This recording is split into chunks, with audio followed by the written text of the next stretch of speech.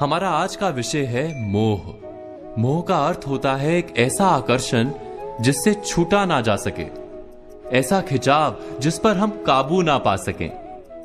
यही होता है ना मोह। विवश होकर हम खींचे चले जाते हैं। कुछ प्राप्त करने के लिए हम अपना सब कुछ दांव पर लगा देते हैं। वो मोह का पात्र कोई व्यक्ति हो सकता है, सत्ता हो सकती है, संपत्ति हो सकती है, कोई वस्तु हो सकती है, या शराब और जुए जैसा कोई व्यसन हो सकता है। जिस प्रकार लोहा चुंबक से छूट नहीं सकता, वैसे ही हम अपने मोह से छूट नहीं पाते। और हम मानते हैं कि मोह केवल हमारे प्रेम का गहरा रूप है।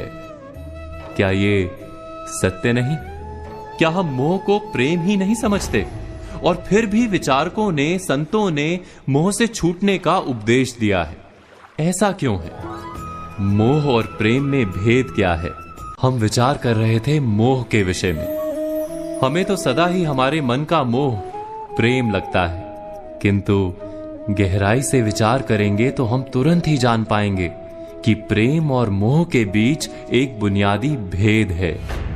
प्रेम होता है तब हम किसी के सुख की इच्छा करते हैं, जब मोह होता है तब हम किसी के सुख की कामना करते हैं। बस इतना सोचने पर प्रेम और मोह का भेद तुरंत ही समझ में आ जाता है।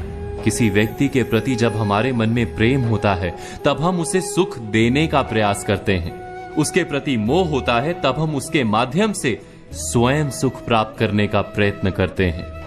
क्या ये सत्य नहीं? प्रेम के केंद्र में हम नहीं होते, मोह के केंद्र में केवल हम होते हैं। ये तो व्यक्ति की बात हुई, किंतु किसी वस्तु के प्रति प्रेम और मोह में क्या ऐसा ही भेद होता है? विचार कीजिए। यदि हमें सत्ता और पद के लिए प्रेम है तो हम क्या करेंगे? स्वयं अपने आप को उस सत्ता या पद के लिए योग्य बनाएंगे।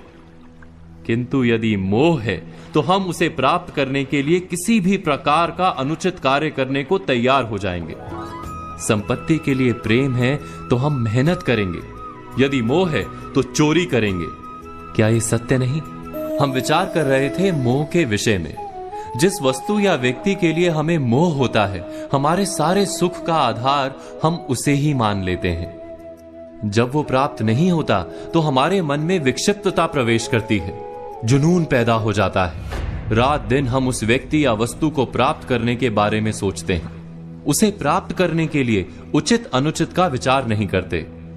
यही कारण है कि मोह से भरा व्यक्ति स्वयं को और समाज को हानि पहुंचाता है।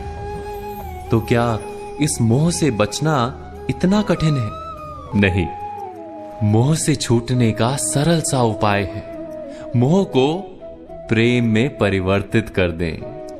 अर्थात बस इतना जान लें कि हमारा सुख और दुख किसी व्यक्ति या वस्तु के कारण नहीं हो सकता।